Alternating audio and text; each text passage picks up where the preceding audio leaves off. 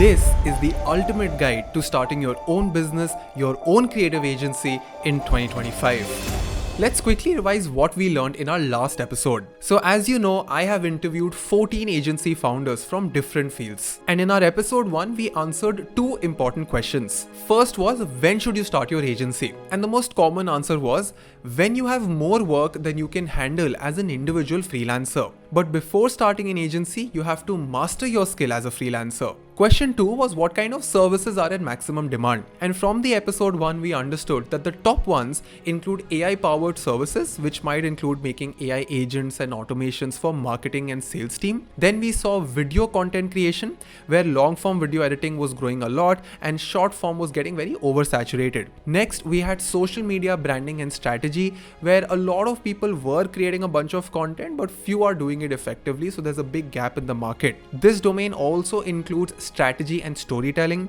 and selling personal branding as a service is also going to be in high demand. Now in this video, we will again compile the best advice I got from these 14 founders and answer how exactly do you begin running your agency business and how do you package and deliver your services. In the end, I will be giving you a practical checklist for each of these components so you can kickstart your creative business faster than ever. My name is Ansh Mehra. I'm the founder of The Cutting Edge School, a learning platform for professionals in technology and design. Let's start with chapter number 1. Lesson 1. Start from a core service. So almost all successful agencies specialize in one core service for a very specific target customer. I've seen two kind of agencies taking shape, and one were very niche. Like we started very niche, which is like UX. The other ones were like they try to do everything. Like they call themselves digital agency of sorts. Where I saw, and I don't want to take examples, but there's another company which started at the same time, as a digital agency, and we were as a very focused UX. It was difficult for us to find customers initially because you need proven track record of right kind of work, etc. in UX. And digital agency, you can get any kind of work. Probably a restaurant would give you, to design flyers, etc. You would get that initial cash flow, which you might like, but it will never add back that value that you need over the years. It was a challenge for us to kind of get our first set of customers, good customers in the first 3 to 6 months. But once we got into we started with startups because it was easier for us to kind of talk to founders directly, shorter sales cycles, etc. A larger company would take, kind of months to kind of close. But what we realized that once we were very focused at what we were doing, our portfolio was very focused at kind of products we were designing, be it consumer centric or be it SaaS. After like seeing that and like before also, I've had this thought that if you narrow down way too much, it genuinely doesn't give you the scope to scale after a certain point. So initially, great, narrowing down is good. You can focus on your skill.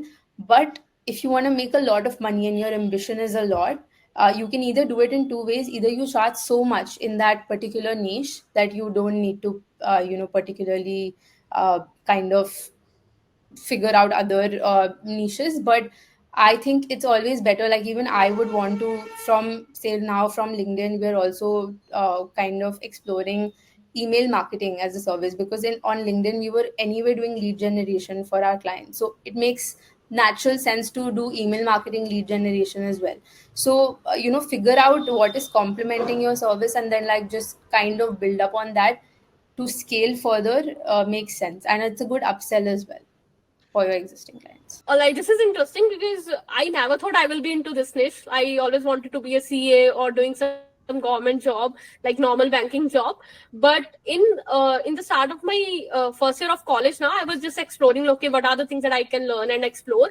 Then I got to know about graphic design. But at that time, I didn't know, okay, like it's just about Photoshop. You will have to learn Photoshop, but I didn't have a good laptop. So I was just, trying, okay, how can I earn money so that I can get a laptop? And then I will start learning Photoshop, design and all. And when my college started, I also got to learn about Canva. So मैंने Canva सीखा अच्छे से. I used to design poster for our societies and all. तो वो सब चालू हुआ and I धीरे धीरे learn design and मुझे बहुत मजा आने लगा. I remember one day I had to design a poster and I was literally working full day on that and मेरे को कुछ ऐसा नहीं था कि like what is happening all around me and all, which was a great thing and I realized okay I love it and धीरे धीरे I got to know about thumbnail design. The basic thing was कि thumbnail design में Photoshop ज़्यादा use होता है तो I was like very excited कि नहीं यार ये सीखते हैं. तो धीरे धीरे I learned about YouTube design सब कुछ मिला के how a thumbnail works and all, and the real learning started when I started working with Mohak. There I got to know about the strategy, कैसे सब कुछ बनता है, title क्या होता है, intro कैसे बनता है, कैसे सब कुछ match करते हैं. So the real learning about YouTube happened there. So yes, design was something that I always loved, and YouTube thumbnail plus YouTube was something that I learned recently. It was interesting and there was not a lot of competition as well कि यार ठीक है UI UX design अभी बहुत ज़्यादा like people are there in it, but thumbnail design was something there are very few people in this niche. Having a clear niche and a target audience helps you build authority and command better prices. Now, if you want to increase the speed at which you serve your clients, you need to have the best and the most efficient AI tools in your workflows. This is where Pick Copilot comes in, an AI-powered platform that can help you create visuals for your marketing campaigns as a business. This includes virtual try-ons, AI backgrounds, AI-generated fashion models, AI shadows, and templates. Let me show you how you can create high-quality e-commerce visuals using Pick Copilot in just a few minutes. You will need to go to pickcopilot.com and create an account. Click Start Creating Now. It will take you to its dashboard where you can either select which tool you need to use or pick a template to design a social media post. Let's go over their tools one by one. One of the most powerful features of Pick Copilot is virtual try-on. It lets you showcase how an outfit looks on a model without needing an actual photo shoot. Just upload an image of your dress and the AI automatically fits it onto a fashion model, creating a hyper-realistic look. This can be a perfect tool for fashion brands that want to save money in their online marketing. In the AI fashion model feature, you can generate a studio quality fashion model photo by uploading an image of a garment. You can use their AI background generator to create a professional product shoot sample. Their image translator can automatically detect and translate text from images into over 10 languages, which is an incredibly handy tool for global sellers. Pick Copilot is a really good tool for agencies serving D2C brands and e-commerce merchants like New Age brands on Amazon. Over 300k businesses already use Pick Copilot, and if you want to try its features, go to the link in description to get the link to this website. It has a free and a pro plan that starts at $3.99 per month, which is about 350 rupees per month, and for professional sellers, they have a Pro Plus plan that costs $8.99 a month. So now that we have covered a very basic lesson 1, we are finally ready to learn lesson number 2, which is all about building your systems. Whatever you do at your company, please make sure you document every single step of your work on a Notion page.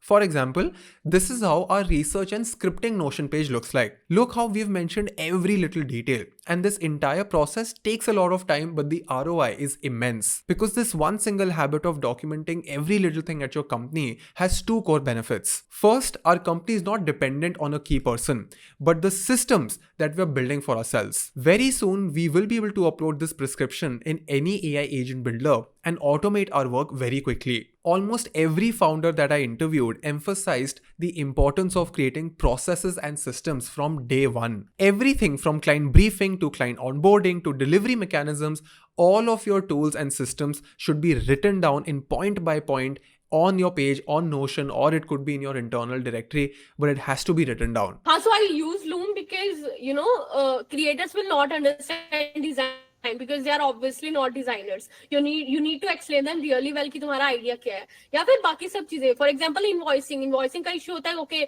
if you want to track down all your past payments, how will you do that? मतलब वो बहुत unprofessional लगता है कि अच्छा ठीक है आप UPI भेज रहे हैं ये वो. So their documentation is very important, and when you are also dealing with taxes and all, it is important that you have all those things in place. So हाँ धीरे धीरे okay I learned कि अच्छा ठीक है invoices are important as well.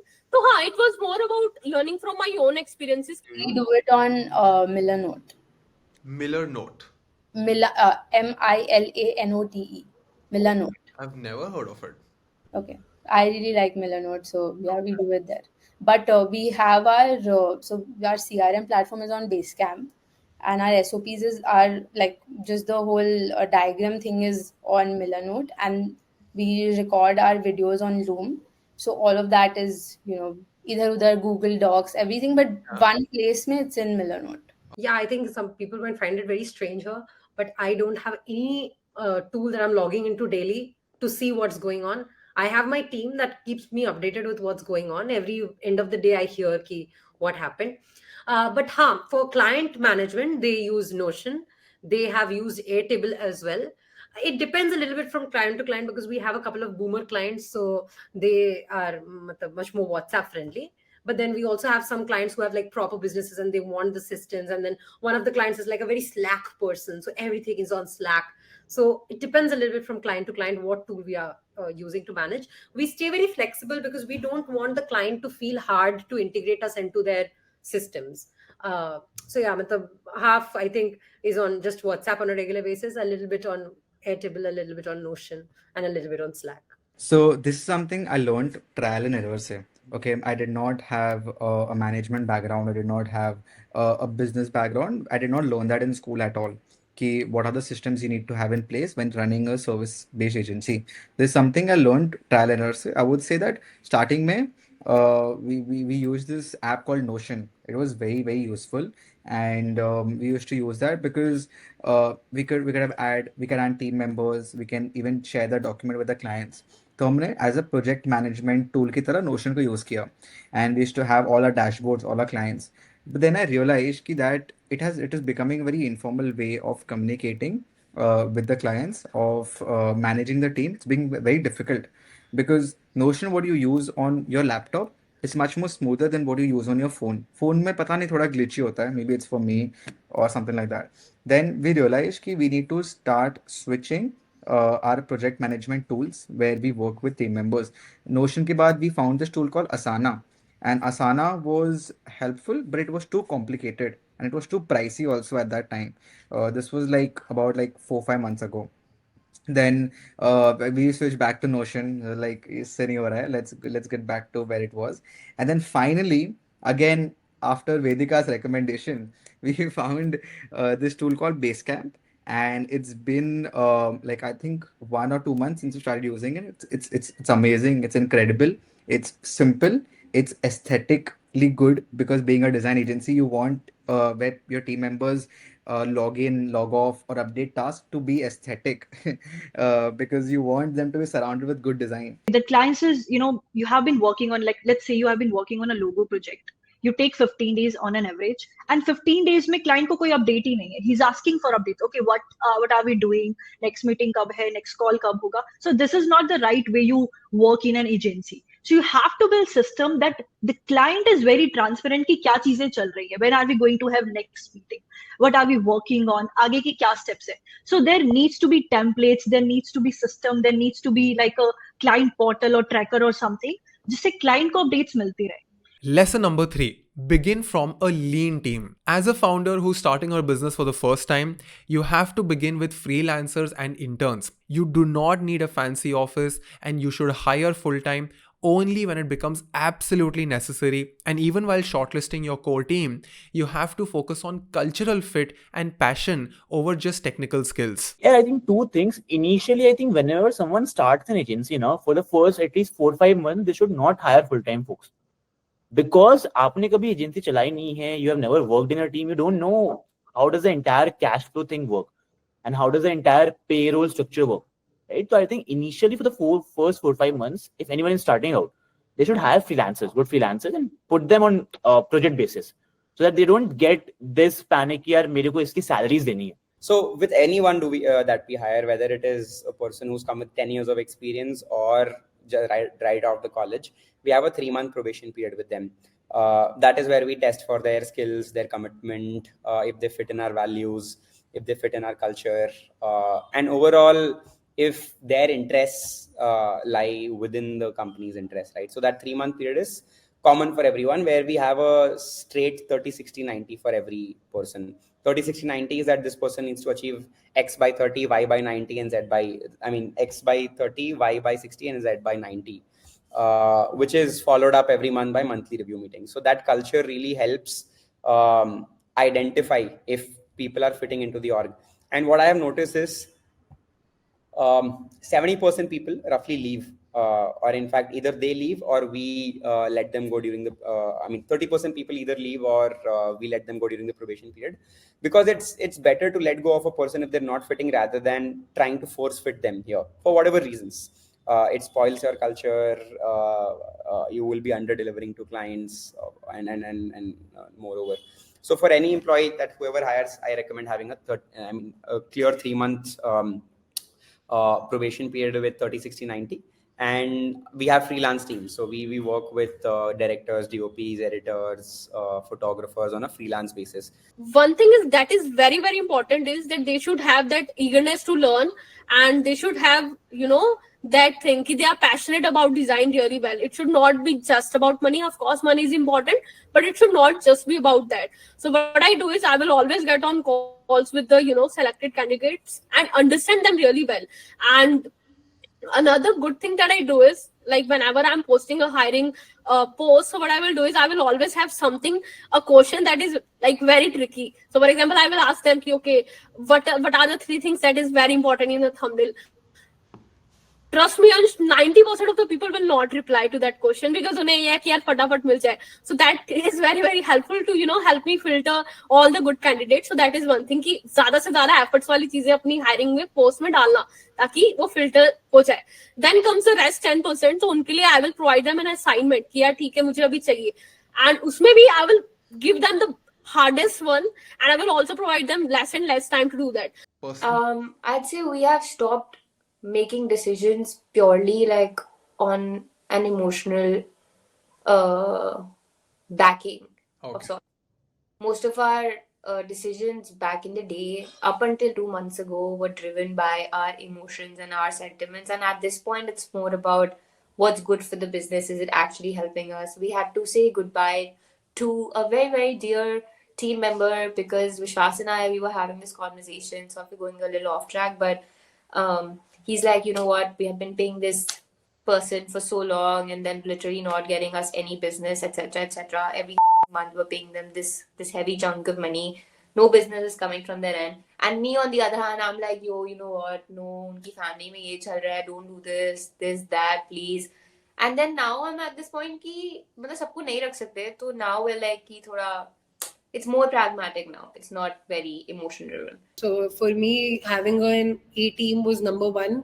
I have hired and fired a lot of people in the process because one of my key learnings was that if you feel like, okay, someone is not the right fit and has made a couple of mistakes, just because they have the zeal to do it, don't give them chance over chance because they're not the right fit probably for the job.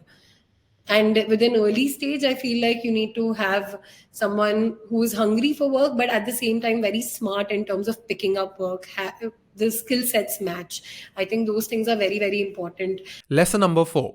Build your infrastructure slowly. You don't need a lot of tools to begin with. Divyam from Mutter Media started with basic tools like Excel and PowerPoint. Aman managed all of his initial operations through basic WhatsApp groups. The core takeaway is that multiple founders stress too much about having a big team and a lot of infrastructure and the best subscriptions and getting everything on day one. But you have to start slow. So only focus on essential tools that will directly impact your bottom line, your profits, your service delivery, and avoid unnecessary overhead in your early stages. I started my company literally on a WhatsApp group.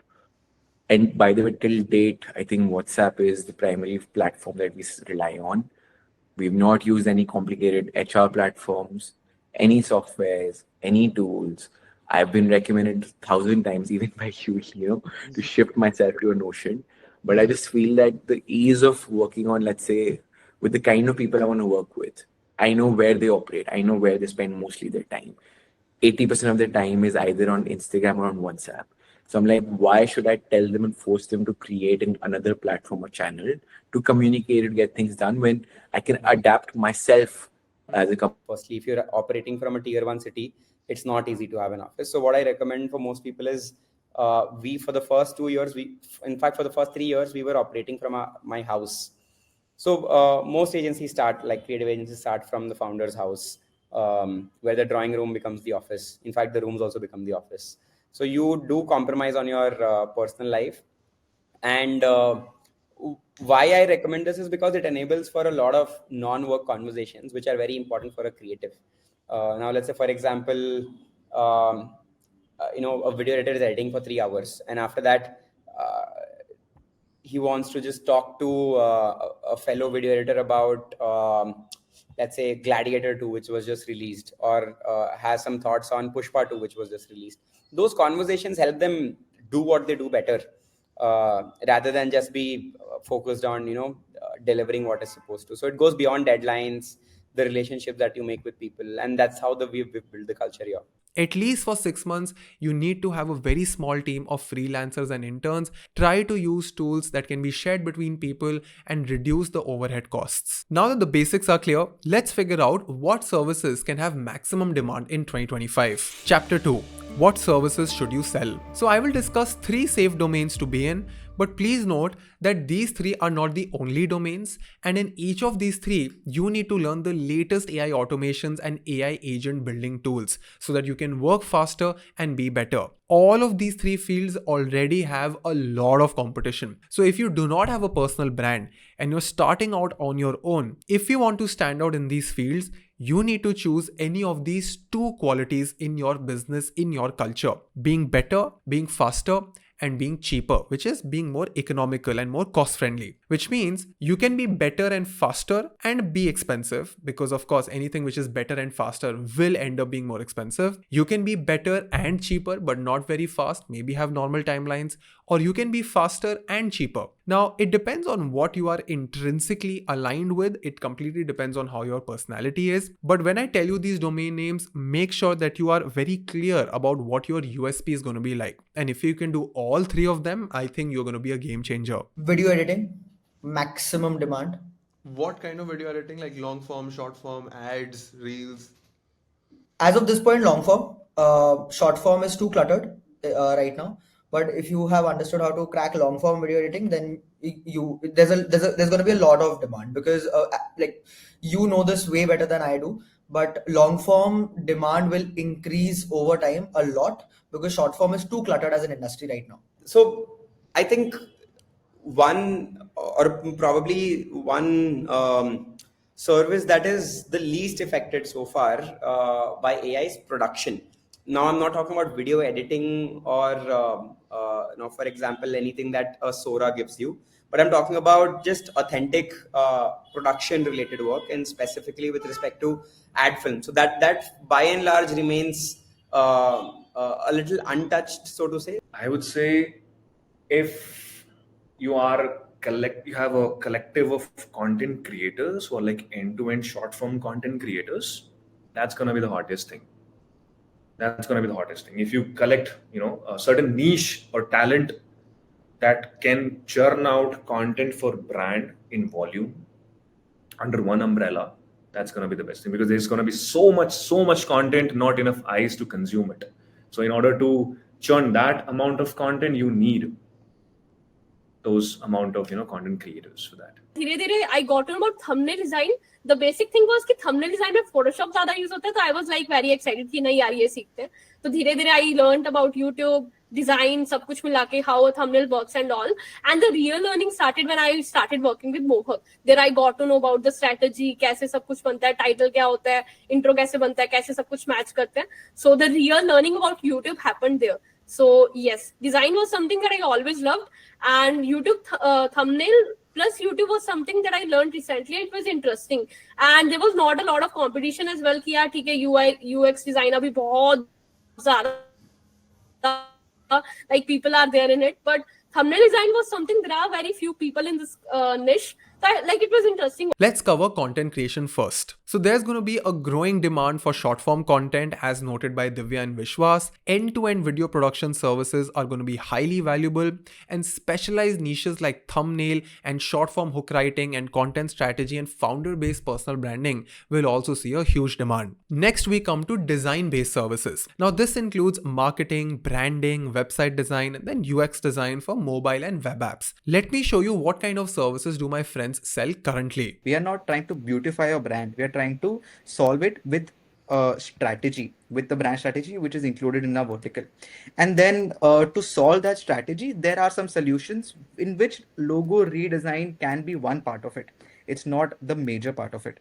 So, and to answer your question, that any junior designer can also come up with the symbol, but the thought and the way to execute that symbol, the way to take it further, that for example, Abhi, if you see the Nike swoosh, it was made by a college graduate, or some girl who was in college. She got like $30 to make the logo. Yeah. And if you see the original logo, it's the same idea. But if you see the years Nike has put, the money Nike has spent into making that tick so iconic, that is what matters, and not the small mark which she had made matters. Yes, it came from her, but the amount of work Nike did after that, that is why that mark is the mark which we all know right now. If that work was not there, that $30 would have been the $30 logo only, and not such a big establishment. The logo, the packaging, and the strategy, the verbal identity that we already do. Apart from that, 3D is something that is, I think, going to flourish a lot in the coming 1 to 2 years, because branding to sabke paas hai, but 3D is something that not a lot of small brands, not a lot of startups, and even the brands who are there in the market since 1 to 2 years are touching. So I think 3D is going to be something, CGI is going to be something that is going to flourish a lot in the next 1 to 2 years. We worked with Decathlon. We worked with TVS Motors, again, an auto company, and producing great kind of digital customer experience.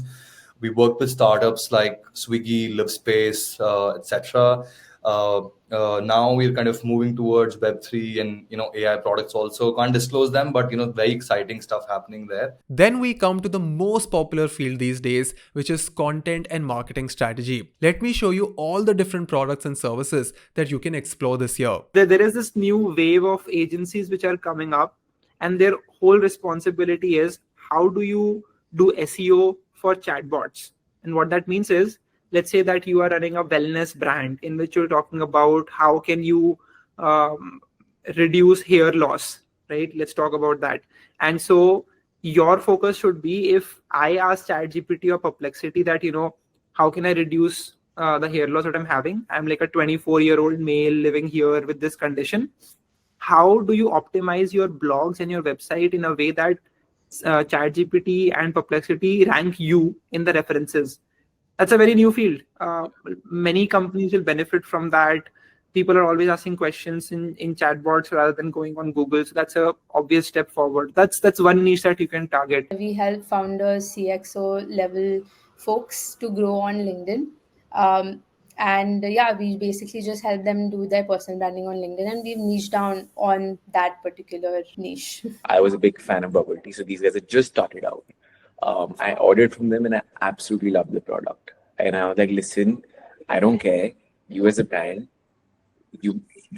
I called the founder. I managed to connect with the founder, and he was telling me a story. It's a Korean man who found a best friend who was an Indian in uni and decided to come shift to India to start this brand. The month he shifted, lockdown happened and COVID hit. So he's like, listen, we're not even able to start. We've had to already hire and fire people. So I was just very emotional with the story. You know what? I love the product. I want to do whatever I can do to help. They said, we have no budget. I said, whatever you can pay, you pay me at the end of the campaign. I want to just work for you. And we did a massive sampling program. So we reached out to about 200 influencers, just sending their products through as a sample kit to try it. I don't know if I sent it to you or not. No, I don't know if you were connected. I'm a very big fan of Yusung. I know his story. Yeah. So we sent it to them, and within 3 months, their business just picked up because the product was so good, right? Everything about from the branding to the product to the online social media to the culture that they built was so good that it worked. And now they 4 years down the line, they have 8 stores. Now, I know that there's a lot that we've covered, so here are some important checklists for you while planning what services to sell. Now, in your research phase, when you're figuring out what to do, analyze market demand in your expertise area. So talk to other agency owners or stalk their company pages. In fact, act like a dummy client and get their brochures. study all of your competitor offerings, figure out what they do, and figure out what is the quality of work that they're offering right now. For service packaging, which is all about deciding how do you sell your core service, you have to make sure that you clearly define your core service offerings. Try to under-promise and over-deliver. You can also create service tiers, which is going to be like basic and premium, and make sure you have a Notion page where you have neatly explained all of your services and their pricing. And you have to mention whether this is excluding GST, what is the payment plan. All of these things need to be sorted from day one. Document deliverables that you're offering for each of these services, and you need to give your clients a proper list of assets that they can expect with all the different formats. Are you giving them just PDFs or also the PSD files? What kind of licenses are you giving to them? And while you're listing these deliverables, you have to ask yourself that, do I have enough subscriptions to cater to this? Because if a client is asking for a video, and if you do not have the subscription to something like Epidemic Sound or Motion Array, then you will have to buy that, because you cannot give random music to your client. So all of these costs will be calculated only once you have properly made a list of assets that you are planning to sell. Set very clear timelines for the delivery of your work. And these timelines will help you coordinate with your own internal team and also set the right expectations in the minds of your client. Try to create upsell opportunities. If you're selling a website, check if you can also sell the branding for that website. If you're selling video editing, try to sell scripting as well. But of course, all of this is possible when you yourself are good at these things, or when you have enough people to actually deliver for all of these things. Now, once your service is done, for your actual service delivery, you have to create a process where you have quality checkpoints. Who is the editor? Who is the core manager? Who is doing the quality check? How are you documenting all of the feedback from this client? Make sure you have a revision policy clause in your agreement so that your client doesn't over exceed their revision limits. We've also made a list of red flags that you can watch out for. Number one is hiring too quickly just because you're desperate for talent or you like someone's first impression. Always hire on a contract basis for per project, and then try the new joinee for 3 months before you offer them a full-time job. Taking on clients that do not fit your ideal customer profile just because you need some money or you're overexcited is a huge red flag. Overcommitting resources or deliverables out of excitement just to impress the client is also a very big mistake. Not documenting all the terms, the timelines, the payment plans in a written email that is approved by them. This is a very common mistake. This last one has wasted most of my time. Not registering yourself as a vendor on your client's portal. Most big companies have a very long and a very tedious vendor onboarding system. What I mean by that is that when a company hires you, you're a vendor for them. You're an outsider for them. So you have to go through a very long process. Make sure your finance team or you yourself set up the vendor registration ASAP. Make sure you get your custom domain ASAP and you have these specific emails ready from day one. One email would be finance. For example, for me, it's finance@cutting edge. Then we have tools@cutting edge. Then one email for every person on your team. One email is going to be for admin. One is going to be for proposals. One is going to be for reach out. Another one can be for complaints. All of these emails need to be established from day one itself. You cannot have one single email @cutting edge and then get all of your clients there, because it becomes very chaotic. I'm telling you, at one point you will need to have different email IDs for different departments. You'll have marketing tools @email. You'll have writing tools @email, because all of them will have different subscriptions. So all of this groundwork has to be done from day one. If you like this episode, then please write your detailed feedback in the comment section. It takes our entire team a lot of effort to actually curate these videos, to make this entire setup come to life. And without your support, it becomes very difficult for us to keep making these videos for free. If you're here for the first time, don't forget to check out our free masterclasses on AI, prompt engineering, UX design, and video editing. If you're a professional who's already in her first job and wants to take things to the next level, we are launching our first set of paid online trainings for professional creatives on the Cutting Edge School. Information about our courses is in description. I hope that you're taking care of your mind and body. This is your dost Ansh Mehra signing out. If you enjoyed this video, then do check out this video of the same series. I am sure that it will help you even more.